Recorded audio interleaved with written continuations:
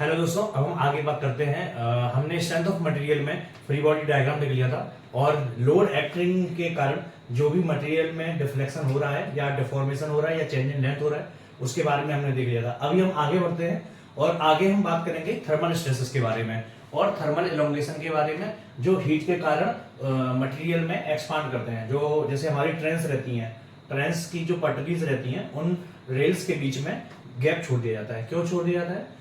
जिससे कि जब समर सीजन में या जब हीट के कारण वो हीट हो जाएगी तो हीट होने के साथ साथ में जब उनके ऊपर से ट्रेन निकलेगी, बहुत हैवी वेट की होती है, तो उससे क्या होगा, उसमें कंप्रेशन होगा और वो एलोंगेट करेगी और हीट के कारण भी वो एलोंगेट करेगी जिससे कि वो बेंड ना हो। सपोज ये हमारी ट्रेन है ना, ट्रेन की पटरी है ना, अब हीट के कारण ये लंबी है, मान लिया 15 मीटर लंबी है, इसके अंदर हीट हुई, हीट के कारण कुछ एक्सपांड हुआ, ये भी कुछ एक्सपांड हुई, ये भी कुछ एक्सपांड हुई, फिर इसके ऊपर रेल भी निकली है ना। जब रेल निकली, हैवी वेट रेल है, ट्रेन जब निकली इसके ऊपर से तो क्या हुआ, इसमें कुछ एलोंगेशन हुआ। अगर इसमें गैप नहीं छोड़ेंगे तो क्या होगा, ये बकल हो जाएगी, बेंड हो जाएगी, है ना। इसलिए इसमें कुछ गैप छोड़ दिया जाता है जिससे कि क्या हो, जिससे कि ये एक्सपांड करे और एक गैप को फिल कर दे। ठीक है, तो चलिए हम इसलिए ऐसे इंटरेस्टिंग टॉपिक के बारे में पढ़ते हैं जो है थर्मल, हीट के कारण जो भी हमारी मटेरियल में एलोंगेशन हो रहा है उसके बारे में पढ़ेंगे हम। ठीक है, थर्मल एलोंगेशन या थर्मल स्ट्रेस लिखते हैं हम और थर्मल स्ट्रेस के बारे में पढ़ेंगे। ठीक है, तो जैसे भी कोई मटेरियल है, अगर उसको हम हीट कर रहे हैं, टेम्परेचर चेंज दे रहे हैं, उस टेम्परेचर चेंज के कारण जो चेंज इन लेंथ होगा वो क्या होगा, अल्फा डेल टी इंटू में एल, है ना। मीन्स जितनी ज्यादा लंबी लेंथ होगी, जितना हम हीट करेंगे लंबी लेंथ को, उतना ज्यादा एलोंगेशन होगा। टेम्परेचर जितना ज्यादा हम टेम्परेचर बढ़ाएंगे उतना ज्यादा एलोंगेशन होगा। और अल्फा क्या है, एक टेम्परेचर कोफिशिएंट है, हर एक मटेरियल का अपना अलग अलग होता है, एक्सपांशन कोफिशिएंट है, ठीक है, जो टेम्परेचर से रिलेटेड है। अब इसमें क्या हो रहा है, अगर हम स्ट्रेस कब डेवलप होता है, स्ट्रेस जब डेवलप होता है जब हम स्ट्रेन क्रिएट करें, स्ट्रेन के कारण स्ट्रेस डेवलप होता है। मींस अगर स्ट्रेन हो रहा है किसी भी मटेरियल में और उसको हम एक्सपांड ना होने दें, एलोंगेट ना होने दें, तो उस कंडीशन में क्या होगा, स्ट्रेस डेवलप होगा। सपोज ये हमारा कोई दो बॉडीज हैं, है ना, तो कोई दो क्लिप है, ठीक है, और इनके बीच में हमने एक लोहे की एक कवर कर दी है, ठीक है, इन दोनों को। और यहाँ पे क्या है, यहाँ पर हमने इसको किसी बड़े ट्रैक्टर से खींचना है और यहाँ पर भी हम किसी बड़े ट्रैक्टर से खींच रहे हैं इसको, ठीक है। तो क्या होगा, अब ये एलोंगेट नहीं हो रही है, बीच में जो जॉइंट है ना ये एलोंगेट नहीं हो रही है, लेकिन इसमें क्या लग रहा है, हैवी टेंशन लग रहा है, इसमें क्या लग रहा है, हैवी टेंशन लग रहा है, एलोंगेट कर रहा है इसको, लेकिन एलोंगेट नहीं हो रहा है, एलोंगेट नहीं हो रहा है तो स्ट्रेन नहीं हो रहा है। स्ट्रेन क्या किया, रिस्ट्रिक्ट किया, इसी के लिए इसमें स्ट्रेस डेवलप हो गया। और ये कौन सा स्ट्रेस है, मैकेनिकल स्ट्रेस है, ठीक है। अगर हम स्ट्रेस की बात करेंगे तो स्ट्रेस हमारे दो टाइप से हो गए इस टाइप से, एक हमारा मैकेनिकल हो गया जो लोड के कारण हो रहा है, एंड सेकंड वन थर्मल हो गया जो हमारा हीट के कारण हो रहा है। अब जो हीट के कारण हो रहा है, सपोज अभी यही है, अभी हमने एक रॉड ले लिए और यहाँ पर फिक्स्ड एंड है, यहाँ पर फिक्स्ड एंड है, ठीक है, दोनों तरफ फिक्स्ड है ना। जैसे मान ली दो दीवारें हैं, इनके बीच में एक लोहे की रॉड लगा दी, बिल्कुल फिक्स कर दी उसको, कहीं से उसको एक्सपांड नहीं होने की जगह नहीं छोड़ी हमने। अब उसको हम हीट करें, बहुत ज्यादा हीट करें तो होगा क्या, जो रॉड है वो एक्सपांड करना चाहेगी, वो एलोंगेट होना चाहेगी, लेकिन दीवार जो है वो उसको एक्सपांड होने से रोक रही है। तो होगा क्या, वो उस मटेरियल के अंदर, उस रॉड के अंदर स्ट्रेस डेवलप हो जाएगा जिसको हम क्या बोलेंगे, थर्मल स्ट्रेस, ठीक है। सिमिलरली यहाँ पर क्या डेवलप हो जाएगा, थर्मल स्ट्रेस, ठीक है। अब हम एक चीज बात करते हैं, अगर सपोज अगर हमने इसको हीट किया, हीट के कारण क्या हो रहा है, ये एक्सपांड करेगी, हीट के कारण क्या करेगी, बॉडी जो है वो एक्सपांड करेगी। अब हम उसको एक्सपांड ना होने दें तो क्या होगा, मटेरियल के अंदर क्या होगा, एक स्ट्रेस डेवलप हो जाएगा। वो जो स्ट्रेस रहेगा वो क्या होगा, कंप्रेसिव इन नेचर होगा, उसको कंप्रेस करेगा ना, वो कंप्रेसिव फोर्स लगाएगा, है ना। ऐसे ही अगर हम उसको सिंक करें, मीन्स टेम्परेचर अगर हम इसका डाउन करें, है ना, अगर इसका टेम्परेचर बहुत ज्यादा डाउन करें तो क्या करेगी, मेटल जो है वो सिंक करेगी, इसका डायमेंशन छोटा करने की ट्राई करेगी, लेंथ को छोटा होने का ट्राई करेगी, बट हम इसको फिक्स रहने दें तो क्या होगा, इसमें एक टेंसाइल स्ट्रेस डेवलप हो जाएगी, ठीक है।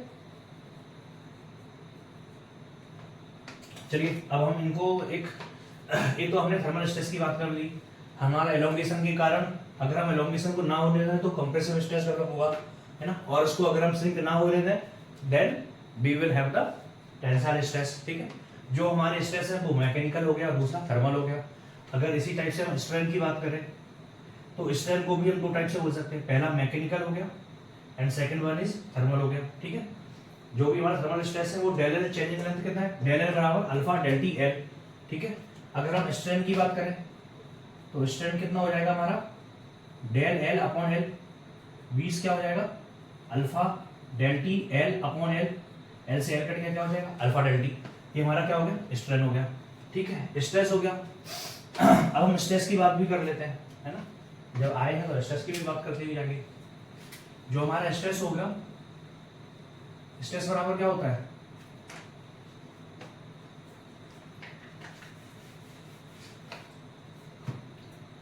Strain into young modulus of velocity. Strain कितना है हमारा del T alpha del T into में ई। ये क्या हो गया हमारा स्ट्रेस जो मटेरियल के अंदर डेवलप हो रहा है वो अल्फा डेल टी ई हो गया। ठीक है, तो ये हमारा क्या हो गया, ये हमारा स्ट्रेस हो गया, ये हमारा स्ट्रेन हो गया, ये हमारा चेंज इन लेंथ हमने निकाल ही दिया था। ठीक है, अभी हम आइए हम क्वेश्चन को सॉल्व करते हैं। ठीक है, कुछ टफ क्वेश्चन को देखेंगे जिससे हमारे कॉन्सेप्ट क्लियर हो जाए।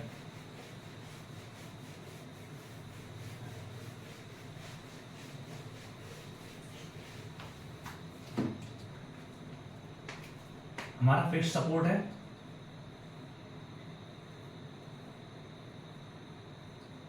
ठीक है, और हमने क्या करके रखा हुआ है, हमने इसके ऊपर इसमें पहले से ही कुछ टेंसाइल लोड लग रहा है, टेंसाइल स्ट्रेस इसके अंदर। ठीक है, टेंसाइल स्ट्रेस है और टेंसाइल स्ट्रेस कितना है, मान के चलिए P मेगा पास्कल है।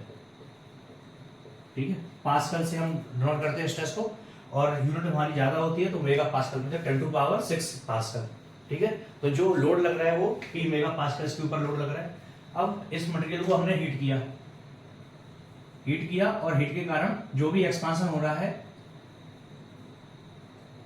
अब हमने इसको हीट किया। अब फर्स्ट कंडीशन, हमने हीट के कारण एक्सपांशन हुआ लेकिन हमने उसको रिस्ट्रिक्ट कर दिया। इफ भी हमने पहले से ही कुछ टेंसाइल फोर्स लग रहा था, हमने इसको क्या किया, रिस्ट्रिक्ट कर दिया। हीट लग रही है और उसको रिस्ट्रिक्ट कर दिया तो क्या होगा, हीट के कारण वो एक्सपांड करेगा लेकिन वो एक्सपांशन नहीं होने दे रहा है। ठीक है, और टेंसाइल स्ट्रेस पहले से ही लग रहा है तो क्या होगा, टेंसाइल स्ट्रेस और बढ़ जाएगा। ठीक है, सेकंड, अगर हम एक्सपांशन को रिस्ट्रिक्ट ना करें, एक्सपांशन हमारा फ्रीली होने दें तो होगा क्या, जो टेंसाइल स्ट्रेस के कारण जो स्ट्रेन होना था वो इजीली हो जाएगा, और जब वो इजीली हो जाएगा तो टेंसाइल स्ट्रेस ही नहीं रहेगा। ठीक है, इसको हम ऐसा समझ सकते हैं कि जैसे एक हमारी मेटल रॉड है जो दोनों जगह एंड पे फिक्स है। अब हमने क्या किया, इसको हीट किया और हीट करने पे इजीली मूव हो गया। हीट करने पे इजीली मूव हो गया तो क्या होगा, जो स्ट्रेस था वो खत्म हो गया, जो स्ट्रेस था वो खत्म हो गया तो अब बचा ही नहीं लोड, है ना, लोड ही नहीं बचा। ये क्या हो गया हमारा टेंसाइल स्ट्रेस हो गया। अब एक और हम एग्जांपल लेते हैं।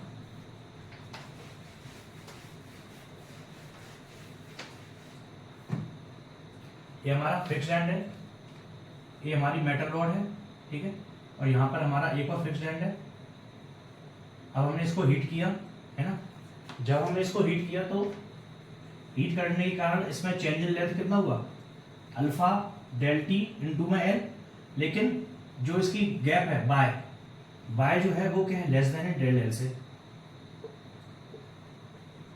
मींस जितना वो एक्सपांड हो सकता है, जितना भी रॉड एक्सपांड हो सकता है या जितना भी मेटल रॉड एक्सपांड हो सकता है उसमें गैप कम ही है जितने एक्सपांशन हो सकता है। एक्सपांशन कितना हुआ डेल एल, लेकिन गैप जो है वो बहुत ही ज्यादा कम है किससे, डेल एल से। तो क्या होगा, एक्सपांशन कितना हो पाएगा, केवल बाय लेंथ का। जो रिमेनिंग लेंथ है डेल एल माइनस बाय, इसके कारण क्या हो जाएगा, इसको हमने क्या कर दिया, रिस्ट्रिक्ट कर दिया है। अब जितने भी चेंज इन लेंथ को हम रिस्ट्रिक्ट कर रहे हैं, इस रिस्ट्रिक्शन के कारण क्या हो जाएगा, हमेशा स्ट्रेस रिस्ट्रिक्शन के कारण आ रहा है तो क्या हो जाएगा, स्ट्रेस डेवलप हो जाएगा। जैसे मेंटली हमें स्ट्रेस कब होता है, जब हम किसी काम के लिए हम प्रेशराइज फील करते हैं तब नहीं होता है। जब हम किसी काम के लिए प्रेशराइज होते हैं लेकिन हम उस प्रेशर को कहीं निकाल नहीं पाते हैं या कहीं बेंट आउट नहीं कर पाते हैं, तभी जाकर के हमारे अंदर स्ट्रेस डेवलप होता है। ठीक है, अब ये बेंट आउट किससे हो जाता है, लेंथ से, चेंज इन लेंथ से। और हम या तो किसी से बात कर ले या किसी कहीं अपनी बात को बता दें, देन वी गेट मतलब बेंट आउट हो जाता है हमारा जो भी स्ट्रेस है। ठीक है। ऐसे ही अभी क्या हो गया, स्ट्रेस डेवलप हो गया। क्यों हो गया? क्योंकि हमने इसमें चेंज इन लेंथ नहीं होने दिया। ठीक है, एक एग्जांपल हो गया। नेक्स्ट हम दूसरा एग्जांपल लेते हैं।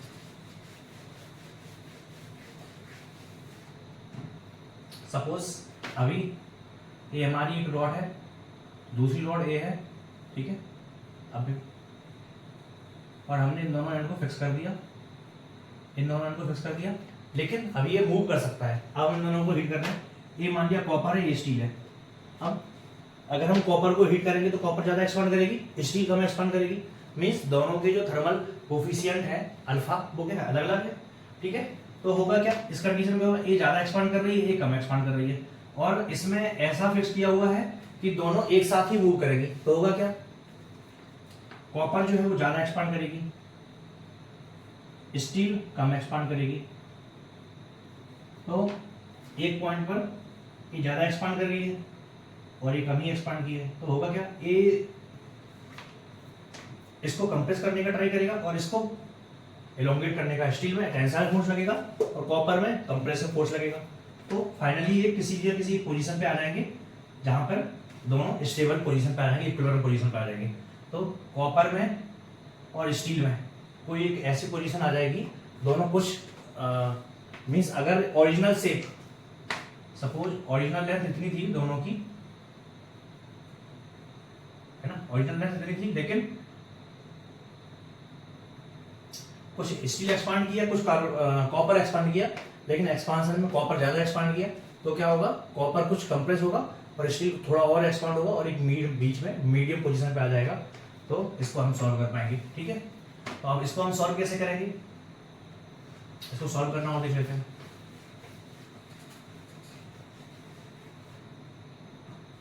होगा क्या, जो कॉपर है वो ज्यादा एक्सपांड हुआ और जो स्टील है वो कम एक्सपांड हुआ। तो कॉपर क्या करेगा, कॉपर कंप्रेस होगा और स्टील एक्सपांड होगी। ठीक है, लेकिन अभी होगा क्या, ये दोनों फिक्स्ड एंड है ना, दोनों फिक्स्ड एंड है। तो यहाँ पे एक में ऐसा फोर्स लग रहा है और एक में ऐसा फोर्स लग रहा है। तो दोनों फोर्स कितना होना चाहिए, 0 होना चाहिए। मींस पी फोर्स यहाँ भी लगेगा, पी फोर्स यहाँ भी लगेगा। ठीक है, तो अगर हम डेल एल कॉपर निकालेंगे क्या हो जाएगा, अल्फा डेल टी इनटू में एल। ठीक है, और अल्फा किसका है, कॉपर का। और डेल एल ऑफ स्टील निकालेंगे तो क्या हो जाएगा, alpha steel del T into में एल। ठीक है, अभी क्या हो रहा है, अब फोर्स के कारण इनमें एलोंगेशन हुआ, मैकेनिकल फोर्स लगा। तो P दोनों में फोर्स सेम रहेगा, P L दोनों का सेम है, L अपॉन AE। एरिया भी मान के चल रहे सेम है। ठीक है, बराबर में PL अपॉन AE। अभी क्या है, इसमें कुछ ना कुछ कंप्रेशन होगा और इसमें कुछ ना कुछ एलोंगेशन होगा। ठीक है, अभी इस फोर्स के कारण इसमें कुछ ना कुछ चेंज इन लेंथ होगा, इसमें भी कुछ ना कुछ चेंज इन लेंथ होगा। तो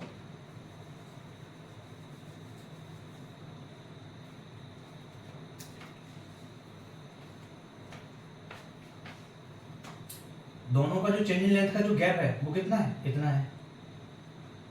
इसको हम अच्छे से समझेंगे, बहुत गहराई में समझेंगे, तब फिर हमें बहुत आसानी से समझ में आ जाएगा। अभी हम रॉड को जो है ना एक सिंपल वे में एक लाइन बना लेते हैं। ठीक है, जिससे हमें आसानी हो जाएगी समझने में। ये कॉपर की रॉड है, ये स्टील की रॉड है। ठीक है, ये ओरिजिनल में इतनी शेप की थी। ठीक है, लेकिन हुआ क्या, अब कॉपर इतनी एक्सपांड कर गई और स्टील इतनी ही एक्सपांड की। ठीक है, कॉपर, ये कॉपर की रॉड है, ये स्टील की रॉड है। ठीक है, पीछे तो एंड पे क्या है, फिक्स ही है। तो हुआ क्या, इसमें कुछ फोर्स भी लगेगा जो इसको कंप्रेस करेगा, अब इसमें कुछ फोर्स भी लगेगा जो इसको एक्सपांड करेगा। ठीक है, तब फिर हुआ क्या, कॉपर जो है वो कॉपर कुछ मिड पोजीशन पे आ गई, ऐसी इस पोजीशन पे आ गई जहां पे कॉपर की भी लेंथ उतनी ही है और स्टील की भी लेंथ उतनी ही है। ठीक है, होगा, हो गया। अभी एक कॉपर ओरिजिनल शेप बना था, एक्सपांशन के बाद कॉपर इतनी लंबी हो गई और स्टील इतनी लंबी हो गई। ठीक है, अब दोनों, अभी हुआ क्या, कॉपर जो है, कॉपर कितना, कॉपर ने change in length pressure P के कारण, फोर्स पी के कारण कितना किया, इतना। यही कॉपर यहां से यहां तक तो आई और स्टील यहां से लेकर के यहां तक आई। मींस स्टील में कितना हुआ, यहां से यहां तक आई स्टील। यही हुआ ना, फोर्स पी के कारण कॉपर इतनी खिसक हुई और स्टील इतनी एक्सपांड हुई, स्टील इतनी एक्सपांड हुई और कॉपर इतना हुआ। तो दोनों को अगर हम ऐड कर देंगे फोर्स पी के कारण, जो फोर्स पी है उस फोर्स पी के कारण चेंज इन लेंथ कितना हुआ कॉपर में, प्लस चेंज इन लेंथ कितना हुआ स्टील में, फोर्स पी के कारण। ये स्टील में चेंज हुआ, ये कॉपर में चेंज हुआ। वो किसके बराबर है, मींस ये जो है ये किसके बराबर है, ये किसके बराबर है, डेल एल ऑफ कॉपर किसके कारण, thermal, minus del L of steel of thermal. Means thermal के कारण तो कॉपर इतनी एक्सपांड हो गई थी ना, और स्टील इतनी एक्सपांड हुई थी, है ना, यहां से यहां तक, वो यहां से यहां तक एक्सपांड हो गई थी। तो दोनों का जब हम गैप करेंगे, थर्मल का जब डिफरेंस निकालेंगे वो इतना आएगा, है ना, और इसमें इतनी डिस्टेंस कॉपर ने ट्रेवल की और इतनी डिस्टेंस स्टील ने ट्रेवल की। तो जो हमारी फोर्स, मैकेनिकल फोर्स के कारण जो भी चेंज इन लेंथ हो रहा है वो दोनों को ऐड कर दिया, वो क्या हो जाएगा, थर्मल के कारण जो डिफरेंस आ रहा है उसके बराबर हो जाएगा। और हम ऐसे इक्वेशन से हम आगे सॉल्व कर लेंगे कि कितना चेंज इन लेंथ हुआ, ठीक है। तो थर्मल पे हमारा ये हो गया। एक और नया आएगा जिसके बारे में हम बात करेंगे, वो है कंपोजिट।